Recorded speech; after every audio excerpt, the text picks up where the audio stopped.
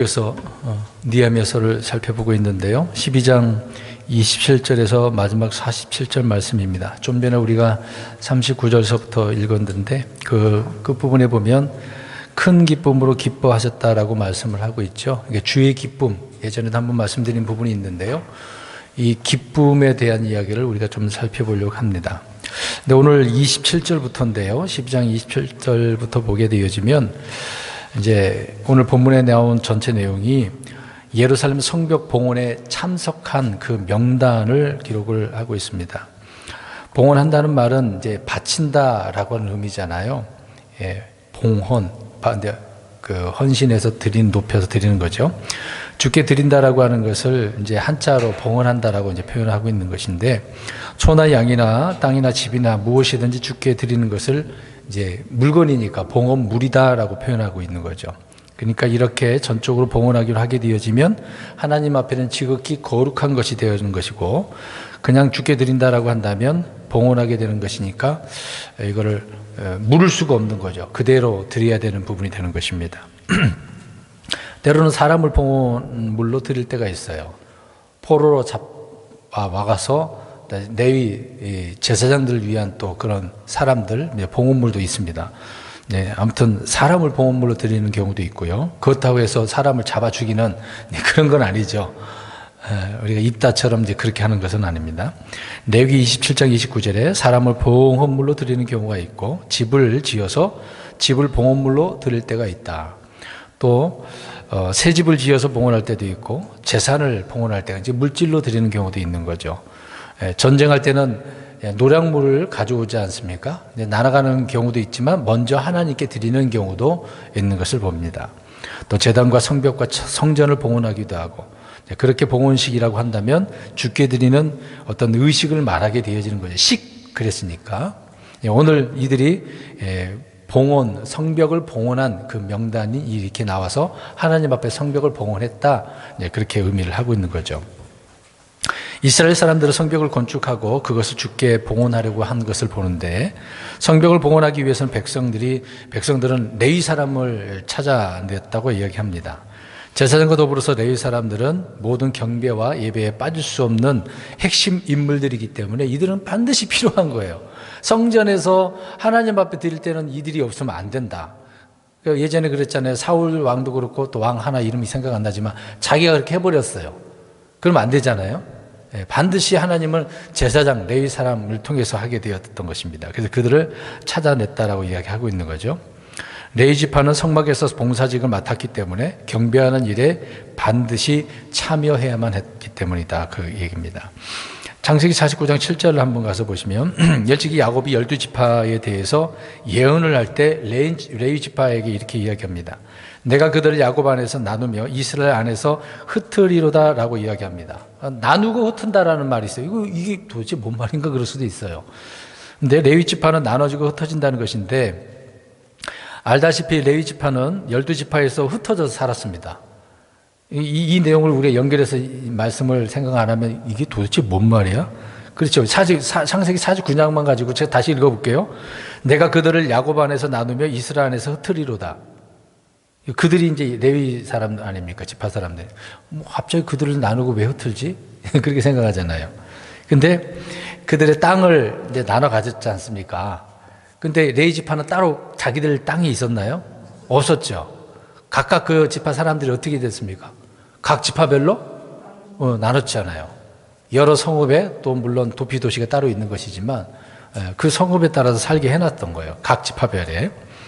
그러니까 레위 지파는 12지파 내에서 흩어져서 11지파라고. 물론 12지파가 되는 것은 나중에 레위 지파가 빠지고 요셉의 자녀 두 아들이 들어갔잖아요. 에브라임과 문합세가 들어갔으니까. 그래서 12지파 거기 흩어져 있다, 그렇게 살았다는 것이죠. 레위 지파는 제사장의 지파로서 흩어져서 백성들에게 율법을 가르치고 지키게 해야 될 의무가 있기 때문에 그래요. 그냥 흩트는 게 아니에요. 그러니까 하나님이 이들을 나누고 흩었다라고 하는 것은 그렇게 흩어서 그곳에서 하나님을 섬기도록 또 율법을 가르치도록 했다는 거예요. 그냥 온전히 성전 안에서만 제사만 지내는 게 아니라, 우리 느헤미야서 앞에서 우리 살펴보았지만 그들이 모르는 백성들이 어떻게 했어요? 히브리 말을 못하는 사람들에게 알려줬잖아요. 가르쳐줬잖아요. 하나님 말씀이 이런 거다, 율법이 뭐다라고 가르쳤다는 거죠. 그러니까 하나님께서 그들을 나누고 흩었다는 것은 흩어져서 가르치고 지키게 했기 때문이다, 그렇게 말하고 있는 거죠. 그래서 전체가 12지파로 흩어졌다라고 말씀을 하고 있는 겁니다. 그렇게 살았다는 겁니다. 레위 지파는 다른 지파와 달리 특정한 상속을 받지 못해서 또 온 이스라엘 지파마다 또 도시마다 골고루 그렇게 살았다는 것이죠. 대신 이스라엘 지파는요, 자기들 땅에 사는 레위 지파 사람들에게 무엇을 갖다 바치죠? 그렇죠, 11조. 뭐 꼭 11조만 아니고 많은 것들을 갖다 바치게 된 거죠. 물론 하나님 앞에 드릴 것은 드리는 거고, 또 제사장들에 갖다 주라고 하는 것들은 갖다 줘야죠. 레위 사람들이 또 그걸 먹고 나눠 가서 일을 해야 되기 때문에. 그러면은 레위 지파에게 이 11조를 이스라엘 사람들이 안 갖다 주면 어떻게 되겠습니까? 굶어 죽는 거죠. 우리 지난주에 살펴보았습니다만 대부분 이들은 영양가가 없어요. 생산성이 없다고 제가 말씀드리지 않았습니까, 저번 주에? 왜 돌아와봤자 그들은 직접적으로 농사 짓는 사람이 아니기 때문에 그냥 성전 안에서 일만 하는 거잖아요. 가르치고 일만. 어떤 뭐 쌀을 생산할 수 있는, 밀을 생산할 수 있는 그런 것들은 안 했기 때문에 그렇다는 겁니다. 그러니까 백성들은 12지파 레위 지파의 생계를 책임져 줘야 돼요. 근데 돌아왔어요. 포로로 잡혀서 이제 주님의 명령에 따라 돌아왔는데 여전히 힘들고 어려워요. 어려운데도 이들에게 지금 어떻게 해야 되는 겁니까? 그렇죠. 맡겨진 직무를 다 해야 되는 거죠. 12지파가 그렇게 해야 되는 거고, 또 돌아온 레위 사람들, 제사장들은 그들 나름대로 맡은 직무를 다 해야 되는 거죠. 그러니까 여러 가지 율법적인 문제와 환경, 배경, 여러 가지 풍습이 다 그걸 따져봐야 돼요. 그럼 얼마나 그 당시에 돌아온 백성들이 힘들고 어려웠는지를 알 수 있습니다. 물론 포로 잡혀가지 않고 정말 별 볼 일 없는 사람들 남겨놨다고 그랬잖아요. 그들은 뭐 더할 나위 없겠고, 돌아온 사람들은 전혀 이제 그 생각을 못하지 않았습니까? 왜? 몇 년 만에 돌아왔으니까. 70년 만이에요. 지금은 몇 년이면 강산 변한다 그래요. 근데 더 단축해야 될 것 같아요. 그렇죠. 기술이 워낙 발달했기 때문에 금방 바뀌어요.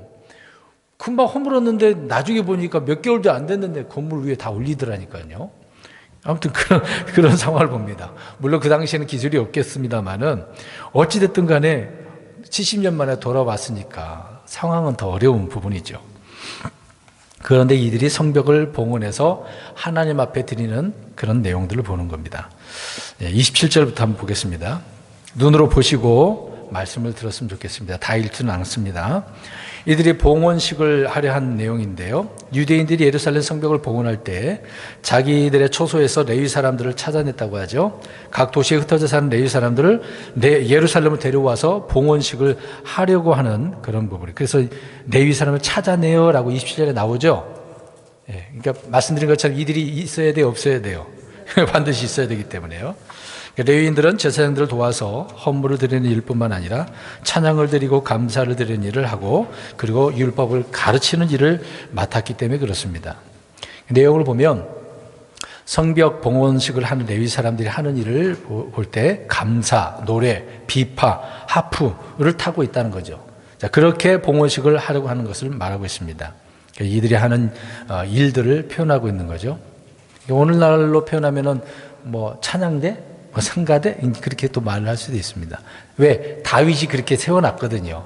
그 이후로 계속해서 하나의 뭐 법으로 정해져 있었던 겁니다. 28절 노래하는 자들의 아들들 나오네요. 레위 사람들이 오고 나서 노래하는 자들의 아들들이 나오고 있는 것을 봅니다. 말씀드린 것처럼 다윗이 성전 규례를 정할 때 레위 사람들을 노래하는 자들로 정해놨어요. 그러니까 특별히 레위 사람들이 하는 일이 굉장히 많습니다. 우리가 흔히 이제 제사장만 생각하면 희생물 드린다, 헌물 드린다, 그것만 생각하는데 그러지 않아요. 그러니까 하나님 앞에 그 성전에서 하나님을 섬길 때 다양한 일을 하는 거예요. 많은 일을 하면 돼요. 그리고 또 레위 사람들이 부족하면 또 노예로 있었던 나무 깁는 그 느디는 사람들이나 그런 사람이 있었지 않습니까? 많은 사람들이 성전에서 일을 합니다. 한두 사람이 아니었다는 거예요. 왜 그러냐면 이스라엘 전 사람들이 와서 하나님을 섬겨야 되기 때문에 많은 일을 한 거죠. 그래서 다윗이 그렇게 정했던 것이고요. 또 찬양이 성전에서 직무가 되고 노래하는 일이 어떻게 보면 전문적인 것이 됩니다. 이때부터 노래하는 자들이 계속 나오고 또 그들에게 뭐 급여를 지급한 부분이 있죠. 일정량의 그 필요한 것들을 재정적으로 지원한 것을 볼 수가 있습니다. 근데 오늘날 한국 교회는 어떻습니까? 찬양대 하는 사람들 안 주죠. 그냥 무료 봉사예요. 무료. 대부분 다 무료 봉사예요. 근데 성경을 보면 레위 사람들이 성전에 관련된 일들은 다 어떻게 합니까?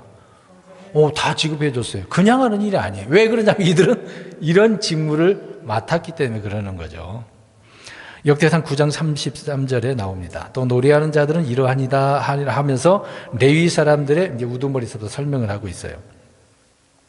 이렇게 이미 만들어져서 진행되고 왔고 포로에서 돌아와서도 이런 일을 그대로 진행하고 있는 것을 봅니다. 그래서 느헤미야는 성벽이 건축되었을 때에 이들을 다시 임명한 것을 보게 되어지죠. 7장 1절에도 나오는데 거기에 문짝을 달고 문지기들 노래하는 자들 레위 사람들을 임명한 뒤에 그렇게 설명을 하고 있습니다. 이제 그러한 자들이 지금 명단에 있는 거고요. 레위 사람들을 임명한다라고 할 때는 혈통에 관한 문제이기 때문에 꼭 누구여야만 하는 거죠? 레위 지파 사람들이어야만 하는 거죠. 다른 사람 안 된다. 그 얘기를 하고 있습니다. 29절 보세요. 이게 간단한 내용입니다. 29절을 보면 노래하는 자들은 멀리 산 것이 아니라 항상 어디에 살까요? 그렇죠. 예루살렘 주변에 마을들을 세웠다. 그러니까 주님 성전에서 늘 섬기는 사람들은 멀리 가면 안 돼요. 쫙 위에 단지파 높은 북쪽까지 가면 안 되겠죠. 거기서 오려면 시간이 얼마나 걸리는데 언제든지 와서 주님을 섬길 수 있어야 되겠죠. 그러니까 어떻게 보면 이들은 노래하는 자들은 예루살렘 근교에서 집단적으로 같이 살았다는 것을 알 수가 있습니다. 그 이유는 자주 성전으로 와야 하기 때문에 30절 보십시오.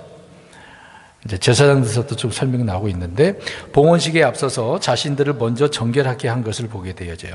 자, 다시 보겠습니다. 30절 보세요.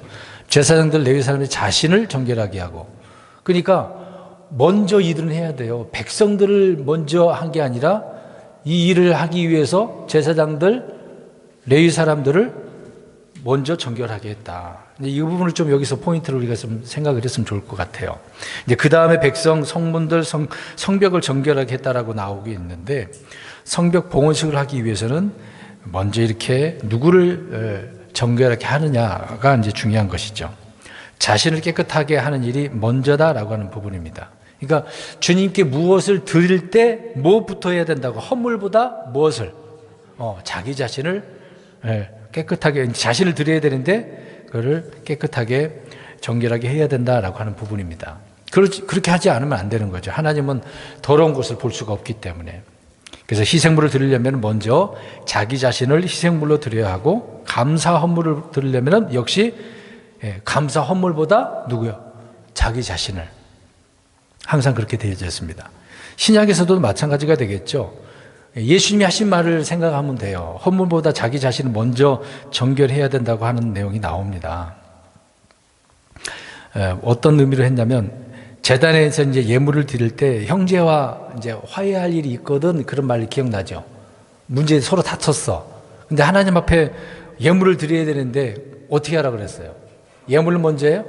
두 사람이 왜? 화해부터 하라고. 자신부터 올바르게 해서 하나님 앞에 드리라는 얘기죠. 순서가 예물보다 먼저 자기 자신 이웃 그 다음에 예물이 되어진 것입니다. 그러니까 먼저 나 자신 그 다음에 우리가 드리는 헌물, 봉헌, 헌금 그렇게 생각할 수도 있겠죠. 구약은 그런 식으로 정해놨다는 얘기입니다. 그러니까 항상 이런 면에 있어서 봉헌물이 먼저예요, 사람이 먼저예요. 사람이 먼저죠. 저번 정권에서는 사람이 먼저다 그랬는데 사람이 먼저 아니었던 것 같아요. 그러니까 하나님 앞에 드릴 때는 항상 자기 자신이 먼저 드려야 된다. 우리 그렇게 생각해야 되겠죠. 우리는 주님께 헌금을 드리기 전에 우리 자신을 드려야 된다. 그래서 금보다 금을 거룩히 구별하는 성전이 크고 또 예물보다 예물을 거룩하게 하는 제단이 크다라고 이야기하고 있는 거죠. 그러니까 무엇이 먼저고 뭐가 크다는 것을 생각으로 섬겨야 돼요. 그러니까 이런 내용도 모르고 무작정 맹신하는 것처럼 하면 안 돼요. 하나님 안 기뻐하십니다. 그러니까 항상 성경에 보면은요, 하나님은 자신이 명령한 말씀하신 대로 내 말대로 했는가 안 했는가 그걸 보시는 거거든요. 근데 사람들은 그렇지 않아요. 이렇게 하면 하나님이 더 기뻐하시겠지 생각을 합니다. 그렇지 않습니다. 예물을 드릴 때도 세금, 성전 세계를 낼 때도 반세계를 내라 그랬잖아요. 근데 부자라고 해서 더 많이, 가난하게 더 조금? 아니에요. 똑같이 내라 그랬어요. 하나님은 기준을 정해놨어요. 누구나. 하나님 말씀대로만 하면 돼요. 네, 내가 열심히 더 해보겠다? 아니, 그런 건 내려놓으세요. 하나님 절대 안 기뻐합니다. 근데 지금의 교회들을 보면 더 열심히 해서 하면은 누가 좋아해요? 하나님보다도 담임 목사님 좋아할걸요? 좀 희한하죠? 근데 우리는 하나님이 보시기에 신앙생활을 해야 돼요. 이게 단순한 겁니다. 사람이 보기에 신앙생활하면 굉장히 복잡해지는 거예요. 이걸 우리가 생각하고 신앙생활 했으면 좋을 것 같아요. 31절. 그때 내가 유다의 통치자들을 성벽 위로 데리고 올라가고, 느헤미야가 데리고 올라갔네요. 감사를 드리는 자들 큰 무리들을 두 개를 지정했다. 나눴다는 얘기죠. 두 무리를 나눴다는 얘기죠. 31절에 성벽이 둥글게 되어져 있는데, 예루살렘 성벽이 좀 둥글다고 합니다. 거름물을 중심으로 해서 두 부분으로 나눴다는 얘기인데, 중간에서 한쪽으로, 한쪽은 왼쪽으로, 한쪽은 오른쪽으로 걸어가겠다는 거예요. 이게 보세요. 이렇게 나눴다는 얘기예요. 이렇게 하든 나눠서 갔다는 얘기가 되는 겁니다. 그래서 이제 중간에서 만나게 했던 것이고, 이제 거름문에서 그 다음에 물문으로, 문 이야기가 뒤에 좀 나오고 있습니다. 그러니까 제일 남쪽이 거름문이니까, 제일 위가 양문. 우리가 공부했었죠. 제일 첫 번에 무슨 문? 아닌가요? 물문부터 시작해요? 양문부터 시작을 해요? 양문부터 시작하잖아요. 왜 거기서부터 시작하니까. 12시 방향이니까요.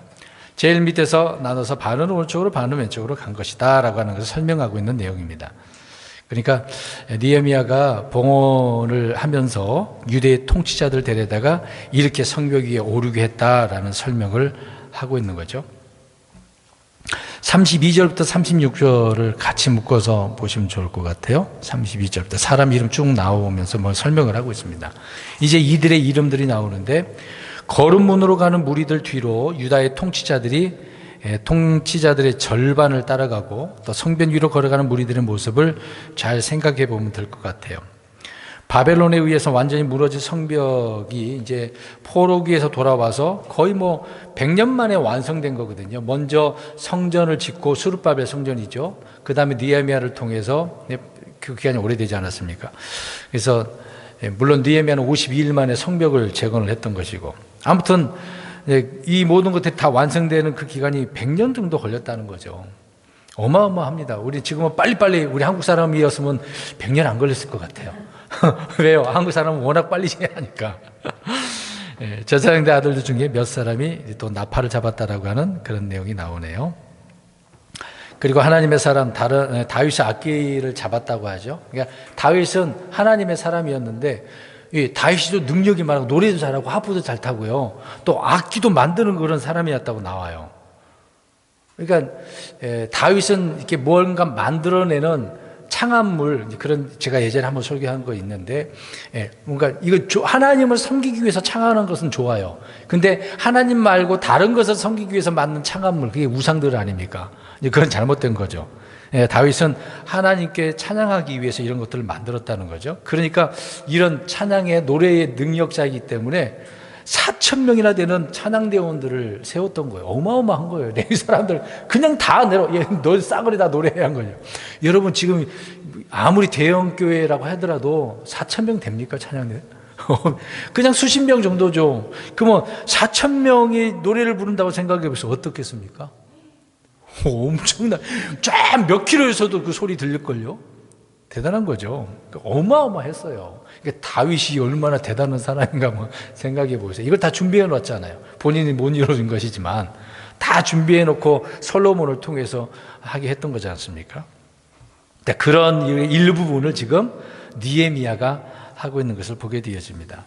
근데 그들 앞에, 제일 앞에 누가 있었을까요?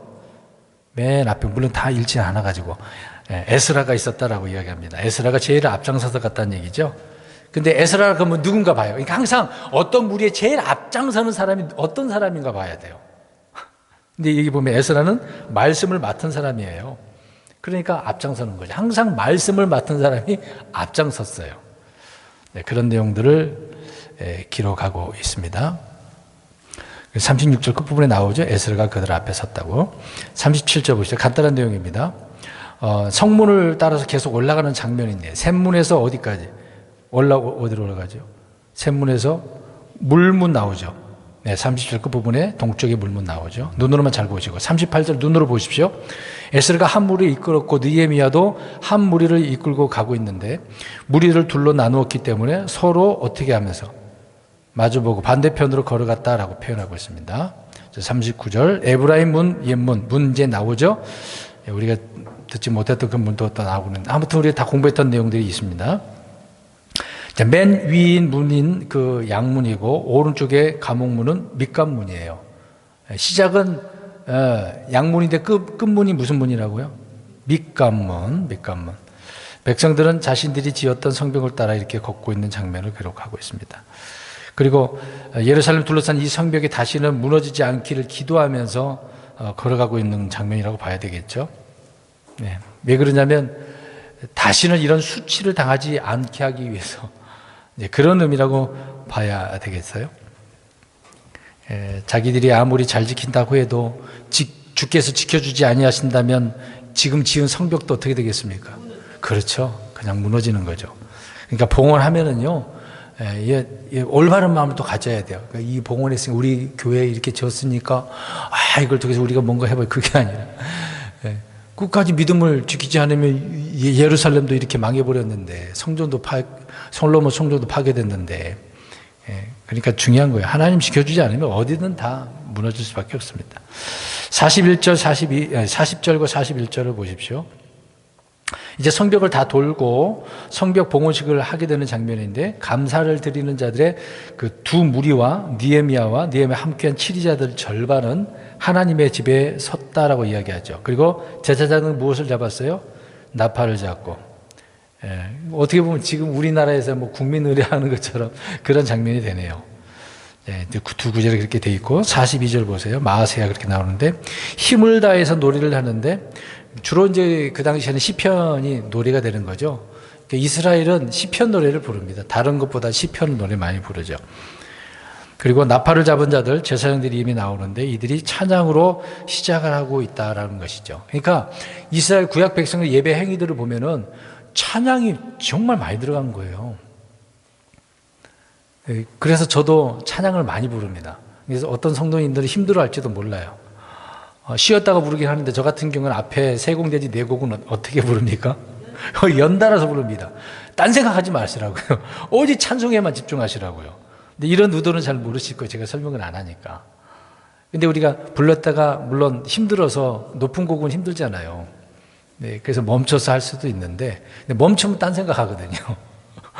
누구 또 뒤에 쳐다보고 뭐 딴 데 얘기 해찰을 많이 하니까 되도록이면 찬송에만 집중해야 됩니다. 있었던 일인데 제가 부암동 있을 때 청와대 위에 있을 때 담임 목사님 있고 저 말고 다른 여자 그 당시 거기 장로교니까 여자 전도사 역할을 하시는 분이 찬송을 인도하는데 중간에 이제 멘트를 너무 많이 한 거예요.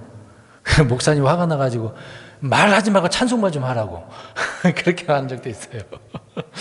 적당히 멘트도 해야 되는데 너무 말을 하니까.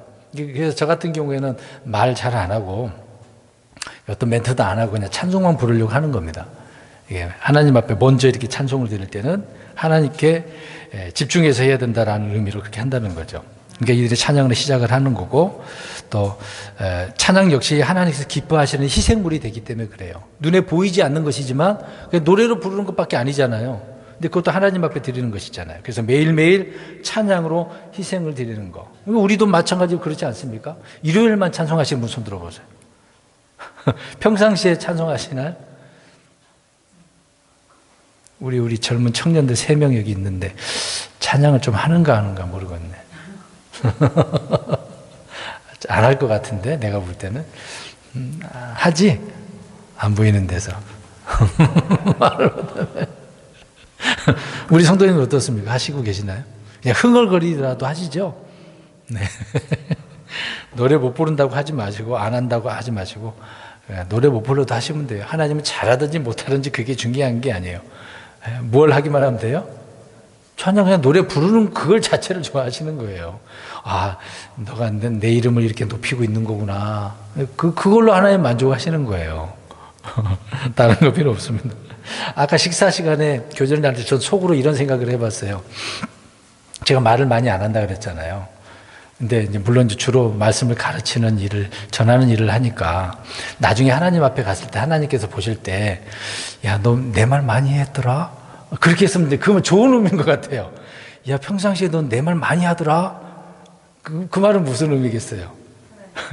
다른 말 안 하고 내 말만 많이 했으니까 하나님 기뻐하신다는 의미 되겠죠. 근데 그렇게 칭찬을 받았으면 좋겠다는 순간 생각을 해봤습니다.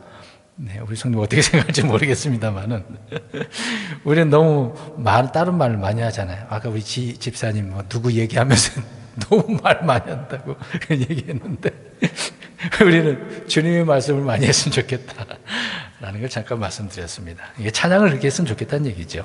43절.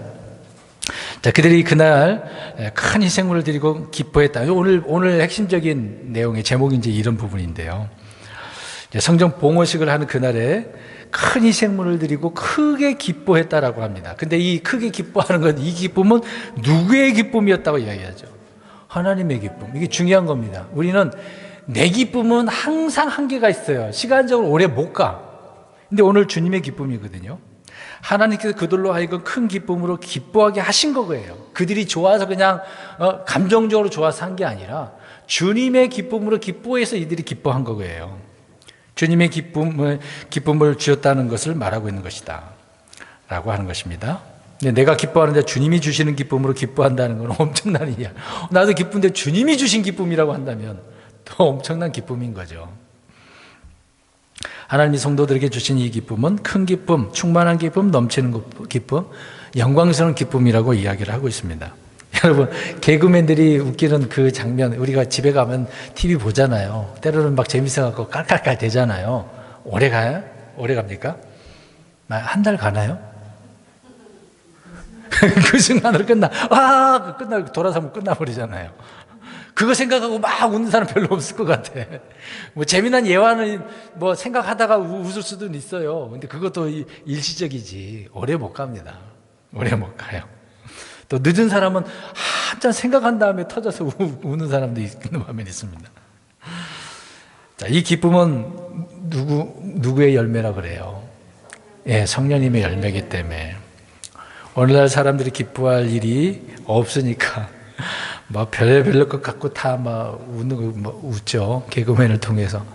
아니면 우리나라가 누구를 이기면 기뻐해요? 희한하죠? 왜 꼭 일본을, 북한하고 이기는 그건 없어. 왜 일본을 이기면 꼭 기쁠까?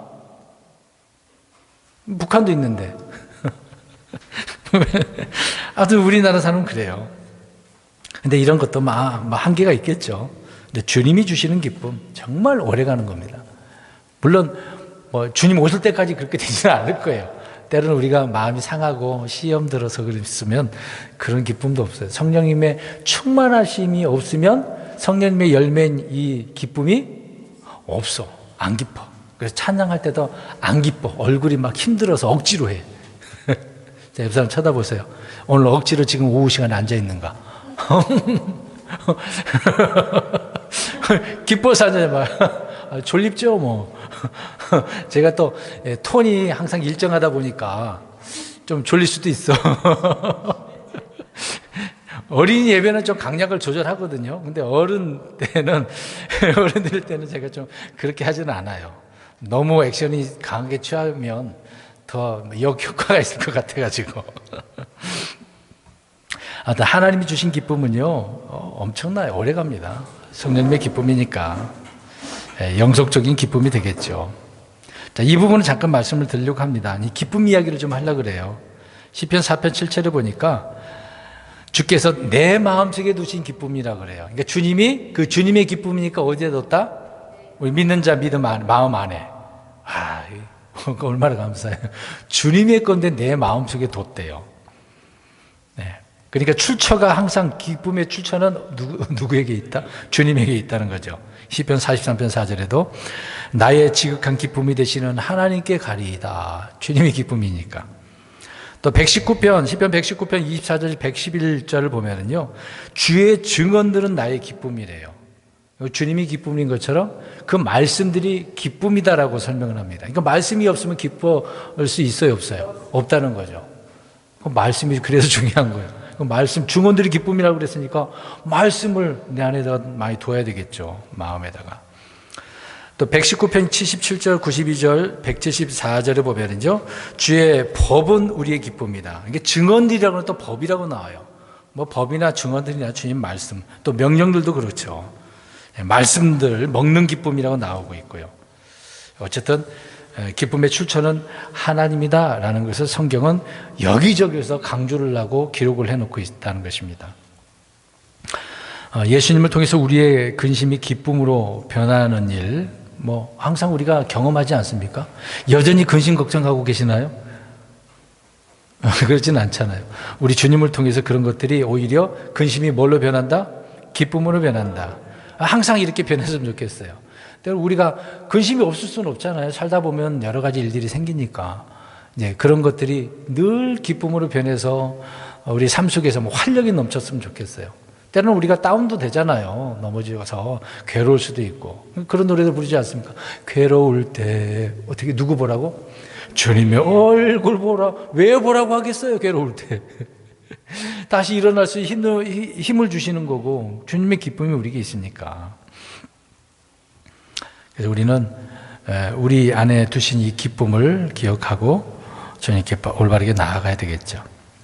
자, 이 정도까지만 우리가 기쁨을 생각하면 좋겠네요. 이제 결론적으로, 이 부분에 대해서는 결론적으로 주님의 기쁨이 중요하다는 거예요. 이들이 지금 기뻐했다라고 하는 것은 누가 그 기쁨을 줘서?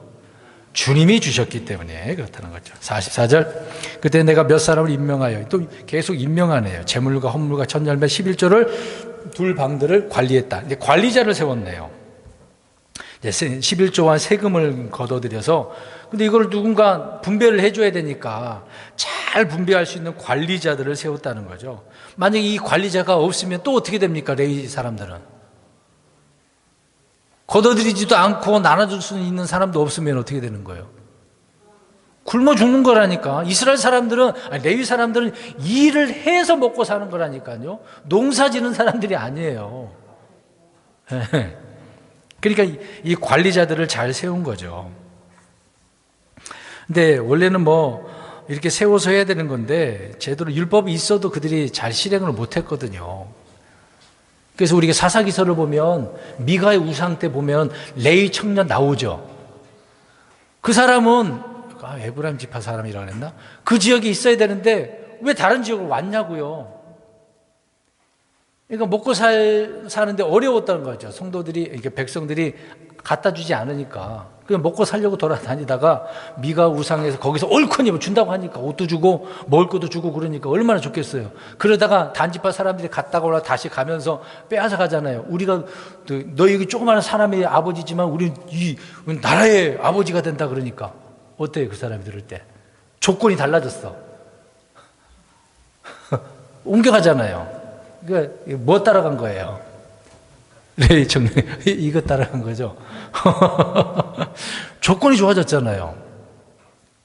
여러분 어떨까요? 레위 사람들은 자기가 정해진 곳에서 어떻게 해야 되죠? 거기 있어야 돼요. 굶어 죽든 어떻든 간에 그들은 누가 책임져 주신다 그랬어요. 그들의 기업은 하나님이니까, 분깃은. 뭐 하나님께 책임져 달라고 해야죠. 근데 상황이 어렵다고 다른 데로 옮겼지 않습니까? 그럼 더 어려워지는 거거든요. 이제 그걸 몰랐던 거죠. 그렇게 되면 내가 살 수 있을 거다라고 생각을 하는데 그건 오산인 것이죠. 그래도 하나님 앞에 매달려 있어야 되는 것이죠. 아무튼 오랜 시간이 지났기 때문에 이런 상황에서 의뢰의 11조를 내지 않게 되는 이스라엘 백성들을 볼 때 이런 문제를 누가 지금 해결해 준 거예요? 아니 오늘 이 내용에 보면은 느헤미야가 관리자를 세워서 해결해 준 거죠. 그럼 레위 사람들은 느헤미야한테 어떻게 해야 돼요? 정말 감사해야 돼요. 총독으로서 이렇게 해준 사람은 여태까지 없었잖아요. 왕들도 그거 못했는데 느헤미야가 해줬으니까 얼마나 감사해요. 자, 43절까지는 성전 봉헌식을 마쳤고 44절부터는 느헤미야가 한 선한 일들이었던 거예요. 그래서 나중에 느헤미야가 하나님 앞에 하나님 나 이런 착한 일을 했는데 내게 어떻게 뭘 달라 그랬어요? 복을 주세요. 선한 대로 갚아주세요. 당당히 하나님 앞에 요구할 수 있어요. 이제 이스라엘은 행위적인 부분이 많이 있으니까 하나님 명령대로 나 이렇게 했지 않았습니까? 당당히 구할 수 있어요. 그럼 하나님 어떻게 했습니까? 당연히 주시죠. 내 명대로 했는데. 명령대로 성벽도 재건을 했고 명령대로 이 일들을 레위 사람을 다시 불러다 놓고 체계적으로 다 관리를 하게 했으니까 참 당당한 사람이죠. 모든 부분을 이렇게 관리하게 한 느헤미야를 보게 되어집니다. 그러니까 주를 기뻐하게 되어지면 사역자들에게 지급되는 돈이 문제가 되는 건 아니에요. 돈이 문제가 되는 건 아닙니다. 그런데 주님과 관계가 틀어지면 어떨까요? 언제나 이 돈 문제로 무슨 문제가 생겨요? 불평이 생기고 원망이 생기고 사고가 터지는 거죠. 이 교회에 그래서 이 돈 문제, 현금 관리를 잘해야 투명성을 둬야 되는 거죠. 근데 큰 교회는 장부가 몇 개인 줄 아세요? 뭐 여러 개 되나? 비자금 있다니까요. 아니 교회에서 비자금을 왜 만드냐고요. 그래서 TV에 그것 때문에 나오잖아요. 아니 왜 비자금을 만들어요? 그만큼 어떻다는 거예요. 회계 장부가. 돈 관리가 잘못된 거죠. 잘못 사용하고 있는 거죠. 그거 들추면 그 교회 망할 수도 있어요. 그러니까 측근만 세워가지고 하지 않습니까? 투명해야 돼요, 항상. 아무튼 교회가요, 주님의 관계가 틀어지면 다른 거 다 틀어질 수밖에 없어요. 그러니까 하나님과의 주종 관계가 바라야 되고 또 수평 관계도 올바라야 되는 거죠. 어떻게 보면 느헤미야가 이런 체계적으로 바르게 세운 것을 보게 되어집니다. 중요한 것은 그들 속에 주의 기쁨이 있느냐 없느냐. 주님의 기쁨이 있으면 다 올바르게 할 수밖에 없어요. 그게 원칙이고 원리가 되는 거겠죠.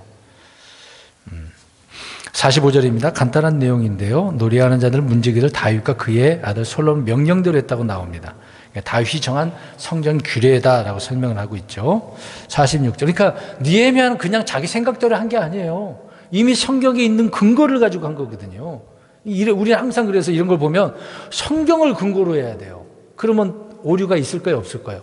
없다니까요. 성경에 얘가 이렇게 나왔는데 물론 시대적으로 좀 다를 수도 있겠습니다만은 근거가 어디냐가 그래서 중요한 거예요. 근거. 제가 오늘 오전과 점심시간에도 말씀드린 것처럼 근거를 성경에 둬야지 다른 데다가 두면은 오류가 생긴다니까요. 46절 봅니다. 자, 이는 옛날에 다윗과 아삽 시대에 세웠다는 이야기를 하고 있네요. 그러니까 이런 노래를 계속 불렀는데 어떻게 보면 찬송가 속에 이 중요한 교리가 다 포함되어 있어요. 우리가 노래를 부르는 그 곡들 내용들을 보면 교리적으로 다 되어져 있잖아요. 이게 그 당시에 노래도 이런 내용들이 포함됐다는 것을 볼 수가 있는 겁니다. 근데 사실 교리보다도 시편의 노래 주로 불렀으니까 차이는 좀 있겠죠. 그러니까 성경 자체를 이렇게 불렀다는 것을 알 수가 있습니다. 47절 마지막 구절이네요. 자, 수룹바벨 나왔다. 이제 시대가 나왔어요. 보세요. 수룹바벨 시대, 느헤미야 시대가 이렇게 나왔습니다. 그러니까 수룹바벨 시대는 포로 귀환 첫 번째로 돌아왔을 때요. 그러니까 보세요. 포로로 몇 번 잡혀갔어요? 3번 잡혀갔어요. 돌아올 때도 3번 돌아왔어요. 이건 귀환 때잖아요. 수룹바벨 시대는 포로 귀환 첫 번째 돌아왔을 때. 그 다음에 느헤미야 시대는 포로 귀환 2세대, 3세대를 지금 이야기하고 있거든요.